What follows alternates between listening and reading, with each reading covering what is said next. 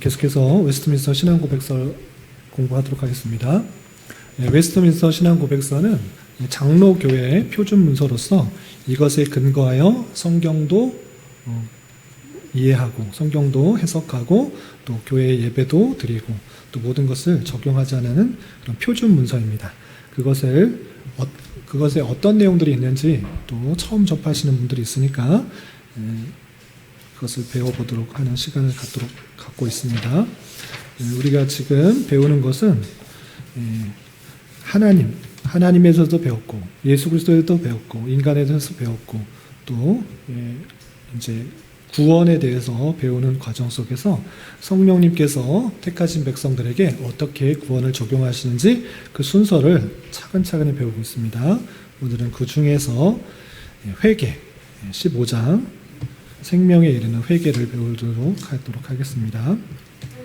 어떻게 되는지 요번 주와 그리고 다음 주는 수련회가 있어서 공부는 없고요. 다음 시간에 거쳐서 생명에 이르는 회개에 대해서 살펴볼 텐데 전반부 1절부터 3절까지 좀 배워보도록 하겠습니다. 132페이지 제1절 처음에 나와 있는 부분 같이 한번 읽어보도록 하겠습니다. 시작. 생명에 이르는 회개는 복음적 은혜인데 이에 대한 교리는 모든 복음 사역자들이 그리스도를 믿는 믿음에 관한 교리와 마찬가지로 전파해야 한다. 여기서 신앙고백서의 내용들은 신학자들이 그냥 자기 머리에서 나온 교리의 내용을 정리한 것이 아니라 성경에 있는 그 비슷한 부분을 다 모아가지고 정리를 해서 이렇게 문장으로 나온 것입니다. 이런 1절의 내용들이 나오는 데 있어서 어떤 배경이 되는 성경 구절들이 있는가 여러 가지 것들이 있는데 그 내용들이 밑에 기록되고 있는 것입니다. 첫 번째 하나하나 끊어서 생각해 보면 생명에 이르는 회개는 복음적 은혜인데 라는 표현이 있습니다. 생명에 이르는 회개가 있는데 왜 회개를 그냥 회개라 이렇게 표현하지 않고 생명에 이르는 회개라 이렇게 표현하는가 라고 했을 때 다른 이유가 있는 것이 아니라 성경에 이런 표현이 있기 때문에 그렇습니다. 회개도 그냥 자신이 그냥 회개하는 일시적인 그런 회개도 있지만 생명에 이르는 회개, 생명에 이르게 하는 참된 회개가 있는데 그것은 복음적 은혜다라고 하는 것입니다. 이 복음적 은혜가 무엇인가라고 할 때 이것은 사람의 능력, 사람의 어떠함으로 회개가 이루는 것이 아니고 하나님께서 전적으로 주신 은혜다. 이것을 표현하고 있는 것입니다. 그러니까 참된 생명에 이르게 되는 회개는 하나님께서 주신 은혜다라는 그런 표현인 것입니다. 이런 성경 구절이 어디 있는가? 우선 사도행전 11장 18절 말씀을 한번 같이 읽어보겠습니다. 시작. 그들이 이 말을 듣고 잠잠하여 하나님께 영광을 돌려 이르되 그러면 하나님께서 이방인에게도 생명 얻는 회개를 주셨도다 하니라. 이 부분은 예수님의 제자들이 복음을 이방에게도 전하는 부분에 있어서 나오는 말인데 이방인에게는 구원이 없는 줄 알았습니다. 그런데 이제 마가 다락방에 오순절 사건이 임함으로 말미암아 성령이 주장하시는 것이 이방인에게도 복음이 전파되고 이방인에게도 회개가 일어나며 이방인에게도 구원이 나타나는 것을 깨닫게 된 것입니다. 그래서 고백하는 것이 이방인에게도 생명 얻는 회개를 주셨도다 라고 고백을 한 것입니다. 그러니까 생명 얻는 회개이라는 표현이 성경에 분명히 드러나고 있다.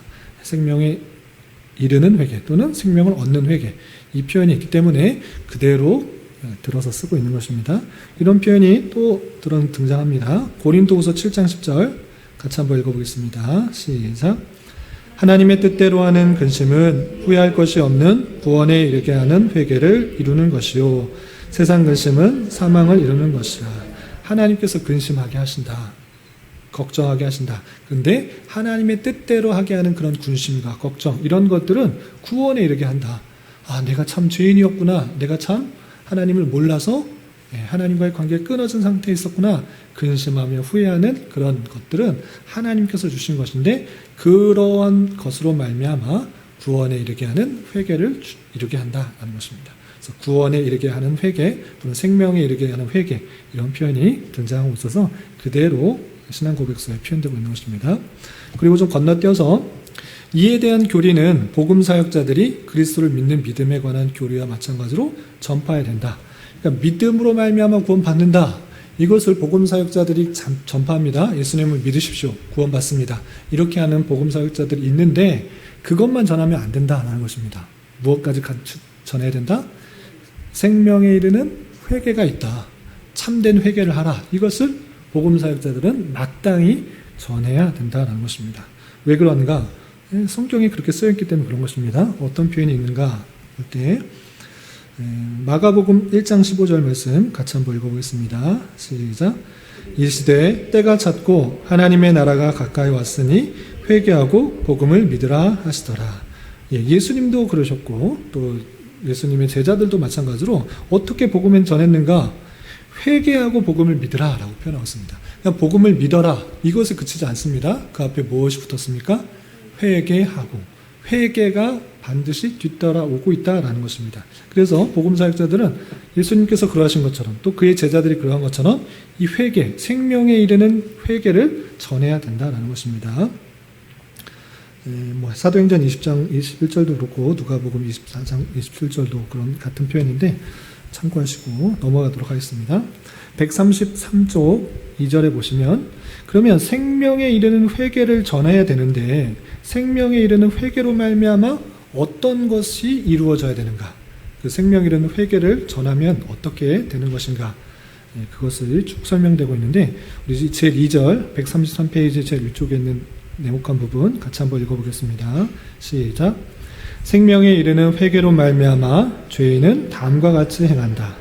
자기의 죄가 위험할 뿐 아니라 더럽고 추하여 하나님의 거룩하신 성품과 의로운 율법의 유예됨을 보고 느끼게 되고 그리스도 안에서 회개자들에게 베푸시는 하나님의 긍휼을 깨닫게 되고 따라서 자기의 범죄한 것을 비통하게 생각하면서 그 죄를 미워하고 그 모든 죄를 떠나 하나님께서 명하신 길을 하나님과 함께 걷기를 기대하고 노력하면서 하나님께로 돌아간다.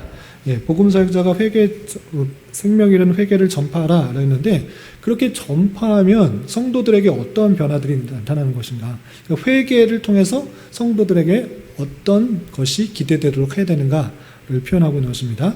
여러 가지 것들 성경에 나와 있는 것들을 다 붙여보니까 좀 길게 되어 있는데 하나씩 좀 끊어서 설명하겠습니다. 여기는 각 주가 3번, 4번 게 크게 딱 떨어져 있는데 이것에 정확하게 딱딱 붙지는 않습니다. 그래서 좀 비슷한 표현을 한 것을 하나씩 좀 띄어서 찾아보도록 하겠습니다. 첫 번째, 자기의 죄가 위험할 뿐 아니라 더럽고 추하여 하나님의 거룩하신 성품과 의로운 율법에 위배됨을 보고 느끼게 된다. 생명에 이르는 회개를 말할 때 죄인들이 어떻게 생각하게 되냐면 첫 번째는 자기의 죄가 심각하구나. 내가 정말 더럽고 추하구나.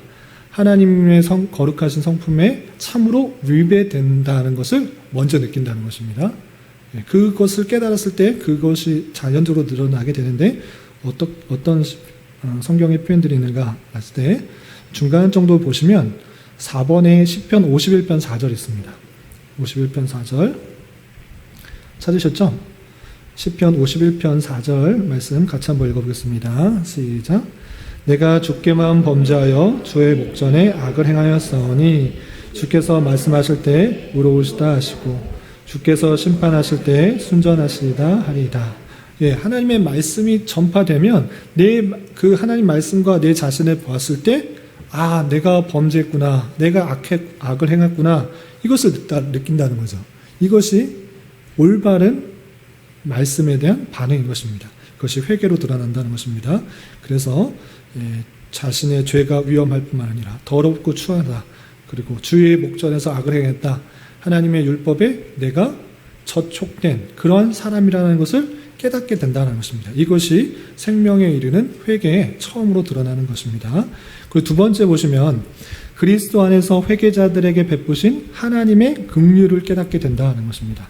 내가 정말 하나님 율법에 비추어서 정말 죽을 수밖에 없는 그런 죄인이구나를 깨닫는 데서 그치는 것이 아니라 그럼에도 불구하고 나는 죽어야 되는데 나 정말 내 멋대로 살고 내 욕심대로 살고 하나님 뜻대로 살지 못했으니까 내 죽어야 되고 참으로 추악한 사람인데 그럼에도 불구하고 그리스도 안에서 회개하는 사람들에게 긍휼이 있구나를 깨달은다는 것입니다. 그런 표현이 어디냐면 좀 건너뛰어서 133페이지 맨 마지막 요엘서 2장 12절 13절 말씀 찾으셨죠? 같이 한번 읽어보겠습니다. 시작.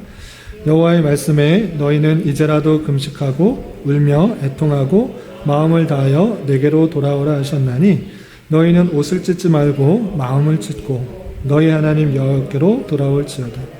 그는 은혜로우시며 자비로우시며 노하기를 더디하시며 연애가 크시사 뜻을 돌이켜 재앙을 내리지 아니하시나니. 하나님께서 그 백성들 그냥 말 안 들으면 심판하시고 끝내면 됩니다. 뭐가 아쉬워서 하나님께서 그들을 계속 이렇게 인도하시고 그러십니까? 말 안 듣고 불순종하고 원망 불평 그러면 그냥 심판하시고 끝내면 됩니다. 그럼에도 불구하고 하나님께서는 그렇게 하시는 것이 아니고 그 택하신 백성을 끝까지 돌아보시고 회개하여서 뉘우치고 돌아오게 하시는 그 하나님의 놀라운 손길들이 있는 것입니다. 그래서 너희는 옷 찢지 말고 마음을 찢고 하나님께로 돌아오라. 하나님은 의로우시고 자비로우시고 노하기를 더디하시며 인애가 크시사 뜻을 돌이켜 재앙을 내리지 아니하실 것이다. 회개하고 돌아온다면 하나님께서 그 재앙을 내리지 않으시는 분이시다. 하나님께서 긍휼히 여기시고 용서하시는 분이시다. 를 깨닫게 된 것입니다. 그래서 그 백성들의 반응들이 하나님의 긍휼을 깨닫고 주님께 돌아오는 회개의 모습들로 돌아오게 된다는 것입니다. 그리고 또 보시면 자기의 범죄한 것을 비통하게 생각하면서 그 죄를 미워하고 라는 그런 고백 내용이 있는데 그 내용들이 또 시편 119편 128절에 있습니다. 133쪽의 중간 정도 보시면 4번에 10편 119편 128절이죠. 찾으셨나요? 같이 한번 읽어보겠습니다. 시작.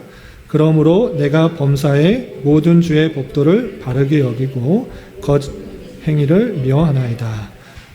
자연적으로 회개하는 것은 무엇으로 드러나냐면 잘못된 것, 거짓 행위, 그 불법들을 미워하게 되었다는 것입니다. 그것이 생명에 이르는 참된 회개인 것입니다. 그래서 시편 기자의 고백처럼 모든 거짓 행위를 미워하게 되는 그 몸들이 생각나게 된다는 것입니다. 그리고 마지막 그 보시면 고백서의 내용 마지막 보시면 그 모든 죄를 떠나 하나님께서 명하신 길을 하나님과 함께 걷기를 기대하고 노력하면서 하나님께로 돌아간다라는 그런 표현인데 그런 표현이 에스겔서 18장 30절 31절에 잘 드러나 있습니다. 133페이지의 밑에서 두 번째 성경 구절 에스겔 18장 30절 31절 찾으셨죠? 같이 한번 읽어보겠습니다. 시작. 주입니다. 이스라엘 족속아 내가 너희 각 사람이 행한 대로 심판할지라 너희는 돌이켜 회개하고 죄에서 떠날지라 그리한즉 그것이 너희에게 죄악의 걸림돌이 되지 아니하리라. 너희는 너희가 모험한 모든 죄악을 버리고 마음과 영을 새롭게 할지어다. 이스라엘 족속아 너희가 어찌 죽고자 하느냐. 이제 죄악에서 떠나서 하나님과 길을 걷게 할게로 노력한다라는 것입니다. 그래서 그렇게 하기 위해서 선지자를 통해서 계속적으로 죄에서 떠나라, 회개하라. 너 죽고자 왜 그렇게 하고 있느냐. 마음을 새롭게 하고 죄악을 버리고 그렇게 하라라고 선지자를 통하여서 말씀해 주고 또 다양한 것들로 깨우쳐져서 하나님께서 명하신 길을 이제 함께 걷기를 기대하고 노력하면서 하나님께로 돌아가는 그 모습들로 드러나게 된다는 것입니다. 이렇게 생명에 이르는 참된 회개가 전해졌을 때 자신의 죄를 뉘우치고 하나님의 긍휼을 깨닫고 내 자신을 돌이켜 하나님의 말씀대로 살아가자고 하는 그 모습들이 드러나는 것이 이것이 성령님께서 택하신 백성에게 계속적으로 구원을 이끌어 가시는 과정이다. 이렇게 생각하시면 되겠습니다. 그리고 마지막 3절 134페이지 맨 위쪽 그렇지만 이 회개에 대해서 오해하지 말아야 될 것이 있는데 어떻게 설명하고 있는지 같이 한번 읽어보겠습니다. 시작. 회개는 죄에 대한 어떠한 속상의 근거가 될 수 없으며 혹은 죄인이 용서받는 어떠한 원인도 될 수 없고 그리스도 안에서 거저주시는 하나님의 은혜의 행위이다. 그러나 회개는 모든 죄인들에게 요구되는데 회개 없이는 어느 누구도 용서를 기대할 수 없다. 오해될 오해하지 말아야 될 것이 있는데, 회개를 했기 때문에 죄의 용서를 받았다. 이것은 아니라는 것입니다. 내가 회개하여서 올바르게 삶을 살아가게 되는데, 회개했기 때문에 죄의 용서가 되는 것, 죄의 근거가 되는 것 아니다라는 것입니다. 이해가 되시죠? 회개했기 때문에 구원받는다. 이것이 아니고 마땅히 구원받은 자로서 하나님의 말씀에 비추어서 회개되는 삶이 자연적으로 드러나는 것이지, 죄에 대한 어떠한 속상, 만족이나 배상이 될 수가 없다. 배상의 근거가 되는 것은 아니다. 죄인이 용서받는 어떠한 원인이 되는 것은 아니다. 오직 죄에 대한 용서는 그리스도 안에서 거저주시는 하나님의 은혜 행위고, 그 회개조차도 하나님께서 주시는 은혜다. 이렇게 생각해야 되는 것입니다. 그렇지만 회개는 모든 죄인들에게 요구된다. 회개 없이는 어느 누구도 용서를 기대할 수 없다. 이 표현을 잘 이해되는데, 앞에서 충분히 설명했기 때문에 이 뒤에 문장을 오해하지 말아야 되는 것입니다. 무슨 뜻입니까? 회개는 모든 죄인에게 요구되고 반드시 해야 되는 것인데, 회개 없이는 용서를 기대할 수 없다는 것은 믿음으로 말미암아 구원받은 자, 또 하나님의 은혜를 깨달은 자가 마땅히 자연적으로 드러나게 되는 그런 모습이다라는 것입니다. 그것이 있어야지만 구원받는다. 이것은 아니지만 구원받은 백성으로서 마땅히 드러나는 표현의 행위다. 이렇게 이해하셔야 되겠습니다. 차이를 이해하시겠나요? 차이를?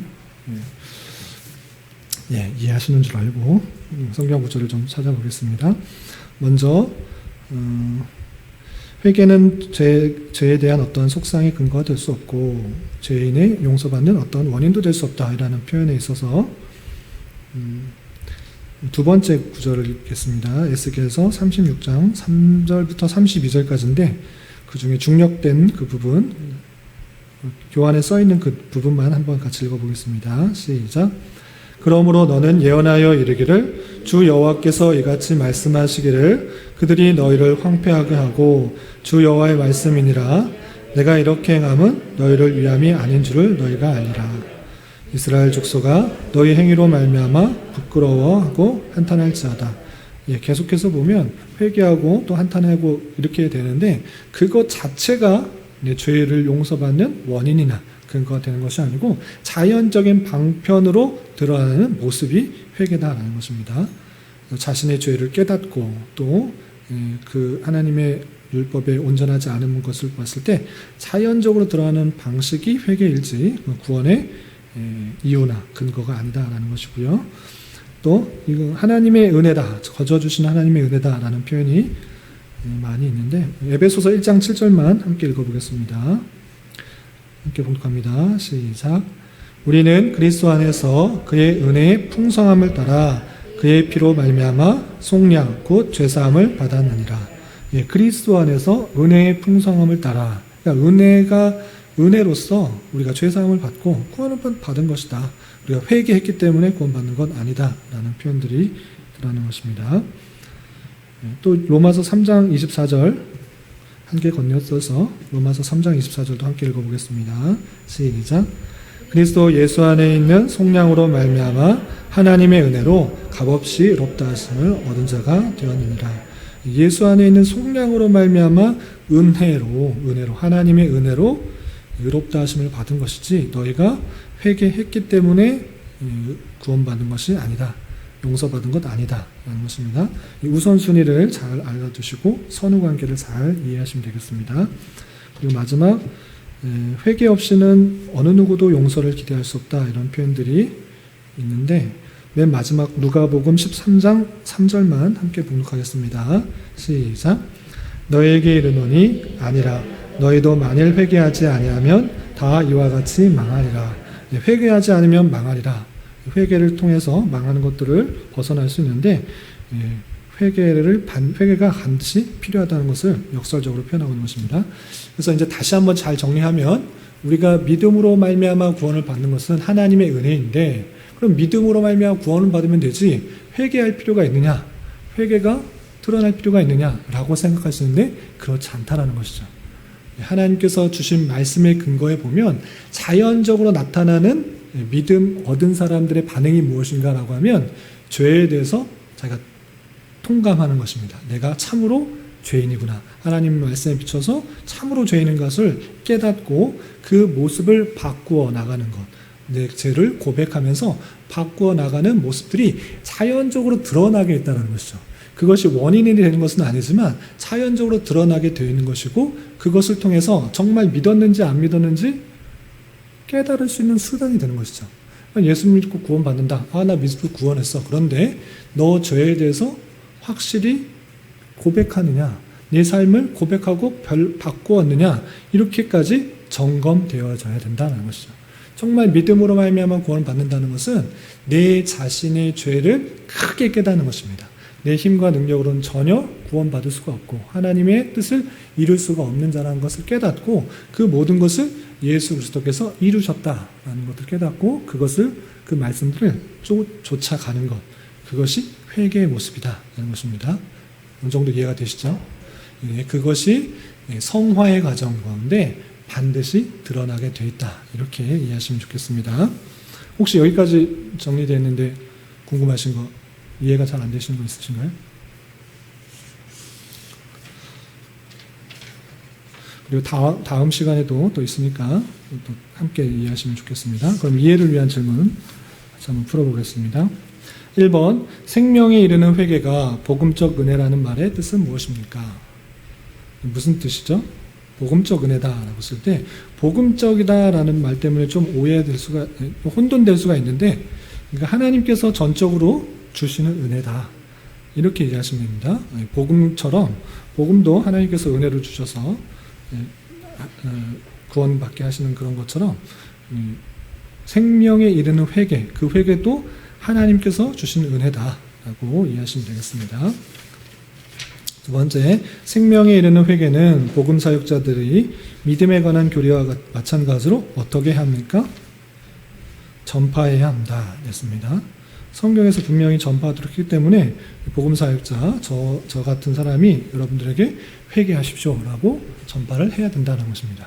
그래서 제가 여러분들에게 설교할 때 그걸 회개하십시오라고 했을 때 그것을 받아들여야 됩니다. 어떤 목사님이 나를 이렇게 찍어가지고 이렇게 설교하나 보다, 이렇게 생각하는 것이 아니라 그 죄에 대해서 복음 사역자는 회개할 수 있도록 강조하는 것이고 전파하도록 한 것입니다. 그것이 자연적으로 드러나야 되는 것인데 그렇지 않을 때 회개하도록 촉구하는 것이 복음 사역자의 의무고 해야 될 의무다, 이렇게 생각하시면 되겠습니다. 3번, 생명에 이르는 회개의 과정에서 첫 번째로 자신에 대하여 어떻게 느끼게 되는가? 죄인은 다음과 같이 행한다 했어서 제일 먼저 어떻게 느끼죠? 자기의 죄가 위험할 뿐 아니라 더럽고 추하여 하나님의 거룩하신 성품과 위로운 율법에 위배됨을 보고 느낀다. 하나님의 말씀을 들으면 내가 죄인이구나를 깨달아야 되는 것입니다. 나는 의인이구나 이렇게 생각하면 뭔가 좀 이상한 것입니다. 하나님 말씀을 비추어서 정말 나는 성경에 나와 있는 수많은 그런 사람들과 같이 그런 죄된 사람이구나, 원망과 불평, 불신과 불순종, 그 모습이 정말 있구나를 깨닫는 것입니다. 그것이 첫 번째로 드러나는 것이고, 그리고 생명에 이르는 회개의 과정에서 두 번째로 하나님의 무엇을 깨닫게 됩니까? 하나님의 긍휼. 그리스도 안에서 회개자의 느끼면 하나님의 긍휼. 정말 내가 죽어야 되는데 하나님의 율법에 정말 지키지 못하는 그런 사람인데 예수 그리스도 안에서 우리에게 은혜를 베풀어 주셨구나. 예수님께서 우리의 그 모든 죄를 담당하시고 십자가에 달려 돌아가셨구나. 하나님의 놀라운 불쌍히 여기신 그 긍휼이 있구나를 깨닫게 되는 것입니다. 5번, 생명에 이르는 회개의 과정에서 세 번째로 자신과 하나님께 어떻게 행하게 됩니까? 어떻게 되죠? 죄를 미워하고 죄를 떠나고 명하신 길을 함께 걷기를 기대하고 노력하면서 하나님께로 돌아간다. 죄를 회개해서 하나님의 명하신 길을 걷기를 소망하는 것이 참된 회개의 모습이다. 자신의 죄를 통감하고 그냥 마는 것이 아니라 나는 그냥 죄 가운데 살아야 돼, 그냥 죄 가운데 살래, 이것이 아니라 하나님의 은혜를 깨달은 자로서 하나님과 함께 동행하며 하나님께서 원하시는 말씀대로 노력하며 살아가는 것, 그것이 참다운 생명에 이르는 회개의 모습이다 라는 것입니다. 6번, 회개가 죄에 대한 속상의 근거가 될 수가 없고 용서를 받는 어떤 원인이 되지 않는 이유가 무엇입니까? 죄에 대한 속상은 오직 그리스도 안에서 거저주시는 하나님의 은혜이다. 하나님께서 은혜를 주셔서 죄를 용서해 주신 것이지 우리가 회개했기 때문에 무엇을 했기 때문에 선을 행했기 때문에 죄가 용서되는 것 아니다. 그냥 그리스도 안에서 하나님께서 주신 은혜다. 그래서 죄에 대한 속성이 되는 것이다 라는 것입니다. 그래서 회개가 갖는 위치를 잘 알아야 될 것입니다. 그러니까 당연히 그 은혜를 받은 자로서의 삶의 모습이 회개로 드러나는 것이지 회개했기 때문에 구원받는 그것이 하나의 조건이나 원인이나 근거가 되는 것이 아니다. 계속적으로 밝혀주고 있는 것입니다. 7번, 회개 없이는 어느 누구도 무엇을 기대할 수 없습니까? 용서를 기대할 수 없다. 이 말도 잘 이해해야 되는데 회개를 안 했기 때문에 구원받지 못한다. 이렇게 표현하기는 좀 그렇습니다. 당연하게 은혜를 받았기 때문에 예수 그리스도의 대속의 은혜를 받았기 때문에 자연적으로 회개의 모습으로 드러나게 된다. 회개를 해서 자신이 정말 예수 그리스도를 믿고 예수 그리스도의 은혜를 받았는지를 드러내는 표현으로 우리는 살아가야 되는 것입니다. 이 차이를 아시겠죠? 이해하셔야 됩니다. 잘 구별할 수 있어야 되겠습니다. 나눔과 적용을 위한 질문을 하겠습니다. 1번, 은혜로 구원받은 자에게 왜 회개가 필요한 것입니까? 제가 여러 번 반복해서 말씀드렸는데 구원받은 자에게 당연하게 나타나는 결과인 것입니다. 저 사람이 진실로 회개를 했는가? 그것을 보고 저 사람이 정말 은혜로 구원받은 자인가 아닌가를 생각해 볼 수 있는 것입니다. 그냥 입으로 그냥 나 예수님 믿어, 그냥 구원받았어 이렇게 말하는 것이 아니라 정말 삶에 있어서 그렇게 드러나는지를 통해서 구원받은지를 생각해 볼 수 있다는 것입니다. 그래서 구원 얻은 자에게 당연히 나타나야 되는 죄에 대한 고백과 바른 삶으로서의 다짐들이 드러나야 된다는 것입니다. 그렇게 모습들이 드러나지 않는 사람들, 그런 사람들, 교회 안에 예배는 출석하고 오랜 동안 신앙생활 하는데 정말 그러한 삶의 모습들로 내 자신의 죄를 고백하고 하나님께서 원하시는 삶의 모습들로 나아가지 않는 삶, 그런 삶은 자신의 구원에 대해서 의심해 봐야 되는 것입니다.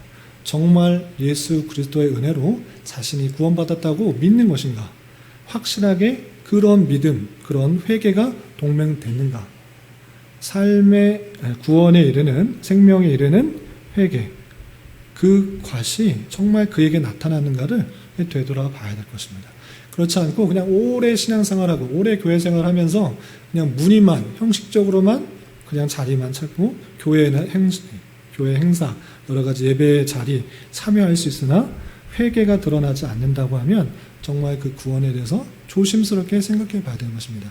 참으로 그런 은혜가 그에게 주어졌다면 당연하게 드러나게 되는 것이고, 복음 사역자가 그런 참다운 회개를 하지 않은 사람에게 과감하게 회개하라, 참된 내 자신을 보고 내 삶의 모습을 변화하라, 이것을 촉구할 수 있어야 된다라는 것입니다. 이해가 되시죠? 그래서 그렇게 성경에서는 회개를 촉구하도록, 회개의 모습들이 온전히 드러날 수 있도록 강조하고 있다는 것입니다. 그럼 하나님께서 원하시는 참 회개의 모습은 어떠한 것인지 나누어 보자 되는데 어떤 것들이 있겠습니까?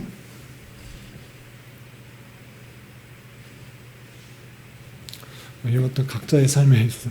원래적으로 원래 그 오후 교리 시간에는 제가 핵심적인 내용들을 가지고 설명을 하고 이해를 위한 질문과 낭용과 적용을 위한 질문은 소그룹으로 이렇게 나눠서 서로 삶을 나누고 난 이런 고민이고 이런 것에 연약하고 이런 것들을 나누는데 원래 목적이 있는데 너무 공개적이고 또 녹음되는 자리에서 녹화되는 자리에서 나누는 게 상당히 조심스러워서 제가 그냥 답변을 하고 그냥 정리하는 경우가 있는데, 이제 궁극적으로 우리 이 오후 시간에는 서로 이제 대화하고 교제하고 나누는, 서로 삶을 적용하는 데 초점을 맞추고 나아갈 방향일 것이고, 오늘은 이런 공개된 자리에서 조심스러움들이 많이 있고 또 나누지 못하는 것들이 있기 때문에 제가 이제 답변을 하고 넘어가기 때문에 그렇지만 삶에 있어서 잘 적용해야 될 것입니다.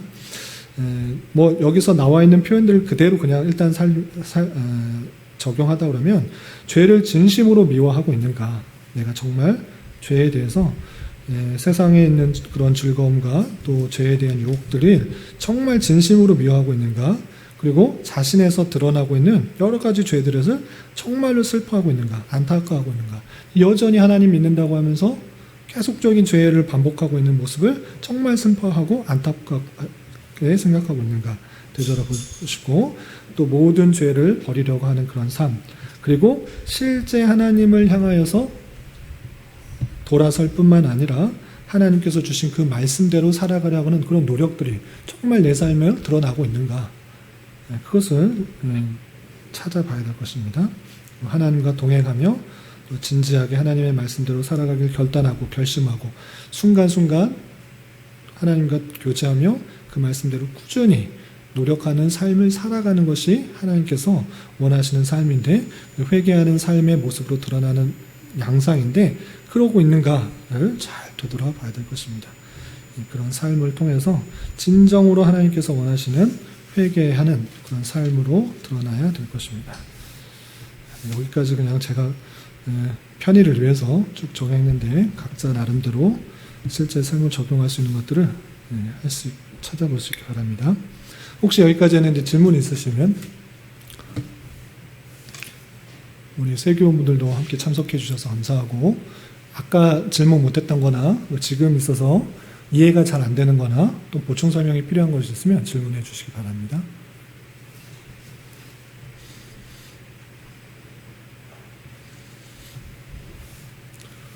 없으신가요? 예. 참고적으로 웨스트민스터 신앙고백서에서는 구원의 서정과 또 용어에 있어서 최근의 신학자들이 정리한 개념과 약간의 순서적이거나 단어적인 면에서 약간 좀 차이가 있다라는 것들을 좀 알아두시기 바라고, 일단 이 생명에 이르는 회개라는 그런 표현에 있어서도 그 내용을 잘 읽어보면 회심과 회개의 내용들을 혼용해서 쓰고 있습니다.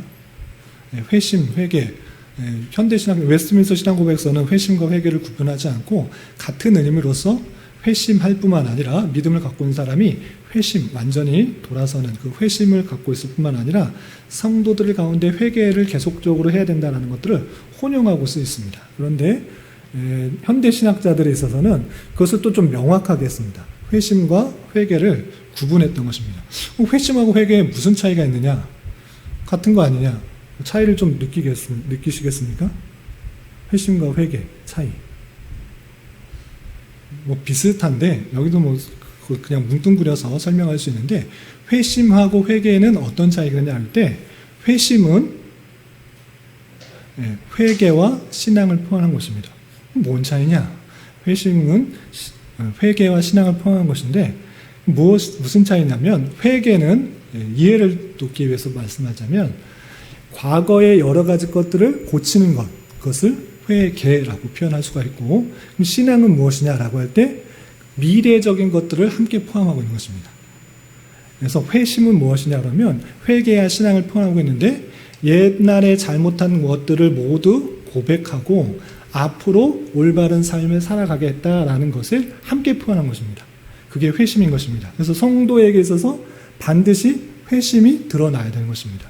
하나님을 알지 못한 상태에서의 삶이 이렇게 가는 것이라면, 예수 그리스도를 알고 하나님의 율법과 긍휼과 그 원하시는 삶이라는 것을 알았기 때문에 성도의 모습들이 이렇게 가는 것에서 고치는 데서 그치는 것이 아니라 그대로 살아가는 삶이 드러나는 것입니다. 이것이 회심이다, 이렇게 표현한 것입니다. 차이를 좀 아시겠죠?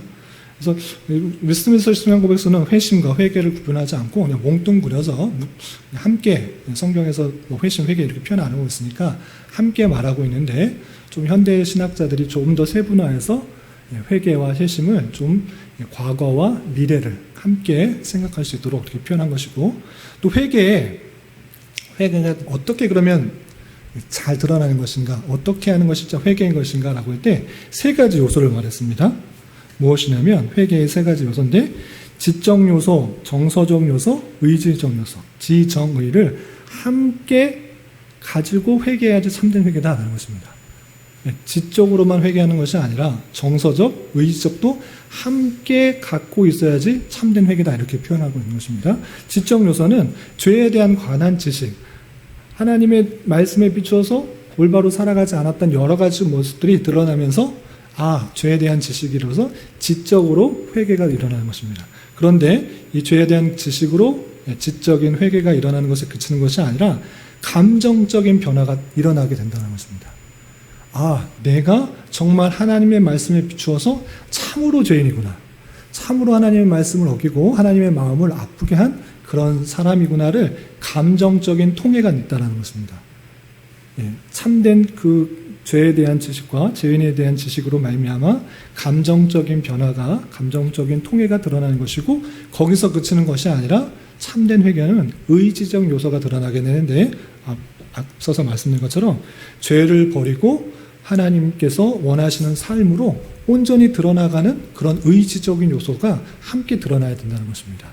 이것이 회개의 참 모습들이다.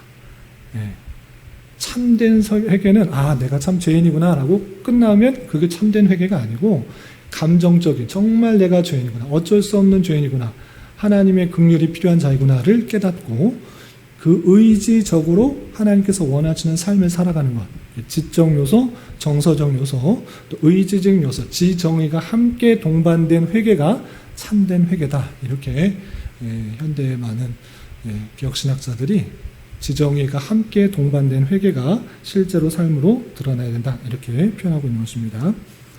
여기까지도 이해되시죠?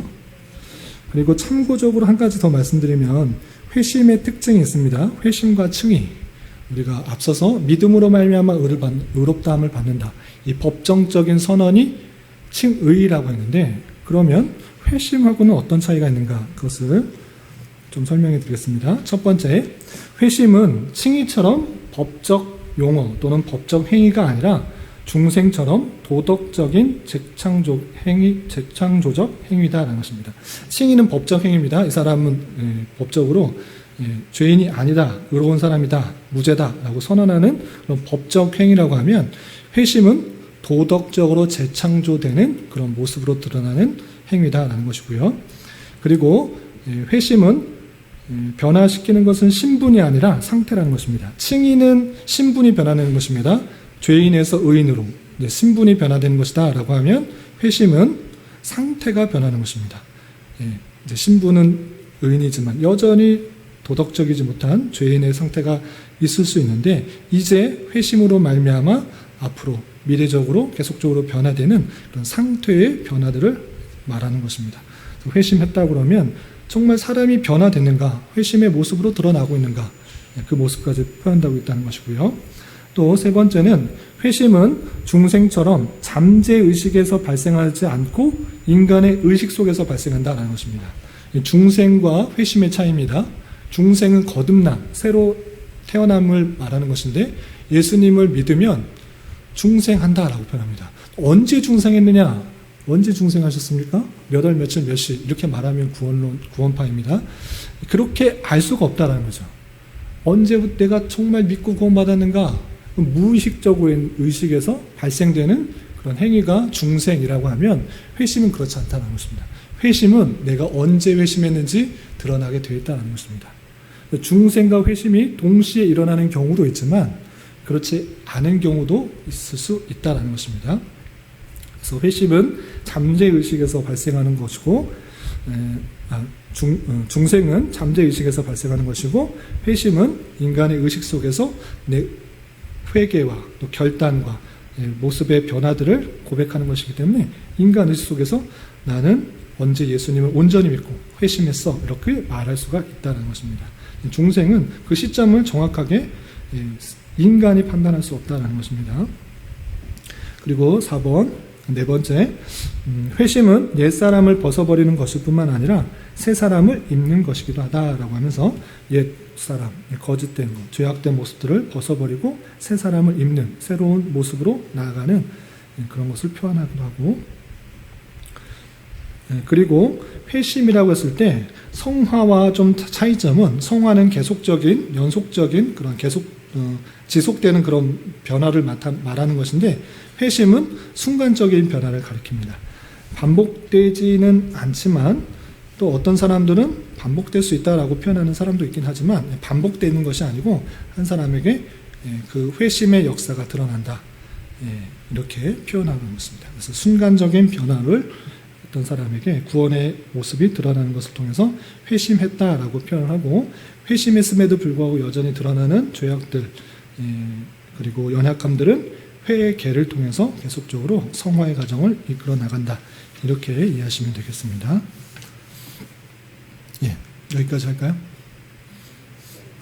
그럼 여기까지 하고 질문 없으시면 마치도록 하고, 다음 주 이 시간에는 광고했다시피 교리 공부하는 것이 아니라 1일 여름 수련회, 전교인 여름 수련회로 진행되니까 또 다양한 교재 프로그램으로 되어 있으니까 시간을 잘 좀 비우셔서 함께 참여해서 이번 기회를 통해서 성도가 서로가를 알아가고 친밀해질 수 있는 그런 시간이 될 수 있도록 해주시기 바라고, 아무 기도 없이 참여하지 마시고 기도로 준비해 주시고 또 즐거운 시간이 될 수 있도록 기도하면서 참여할 수 있기를 부탁을 드립니다. 기도하고 마치겠습니다. 하나님 아버지, 감사합니다. 오늘 생명에 이르는 회개에 대해서 전반부의 내용을 살펴보았습니다. 우리가 예수 그리스도의 놀라운 사랑과 또 은혜들을 기억할 때 내 자신의 부패와 타락들을 고백하며 내 삶과 또 의지와 또 여러 가지 것들이 변화되어 하나님께서 원하시는 모습으로 나아가야 됨을 배웠습니다. 우리 자신의 연약함들을 늘 주님 앞에 고백하며 주님 앞에서 살아가기 힘쓰게 하시고 주님께서 원하시는 뜻을 이루어 나가는데 우리가 선한 도구로 쓰임받을 수 있도록 주님 인도하여 주시옵소서. 특별히 교회 내 여러 가지 육체의 연약함과 질병으로 힘들어하는 지체들이 있습니다. 주님께서 그 치료 과정 가운데 함께 하시고 붙들어 주셔서 잘 견디게 하시고 잘 회복되게 하시고 또 온전한 모습으로, 건강한 모습으로 하나님께서 맡겨주신 여러 가지 사역들을 잘 감당케 하시고 우리가 기도하는 것보다 더 선한 것으로 또 필요한 것으로 채우시는 하나님의 사랑과 인자심들을 잘 경험할 수 있는 그런 시간들 될 수 있도록 인도하여 주시옵소서. 특별히 출산을 앞두고 있는 성도 가운데 함께 해주시고 또 건강하게 잘 출산하고 그 아이를 통하여서 하나님의 선한 뜻이 일어날 수 있도록 건강과 또 지혜를 더하여 주시옵소서. 이제 마치고 돌아가는 발걸음도 안전하게 지켜주시고 또 이후에 있을 수련의 준비 모임에도 주님 함께하여 주시옵소서. 예수님의 이름으로 감사히 기도드리옵나이다. 아멘.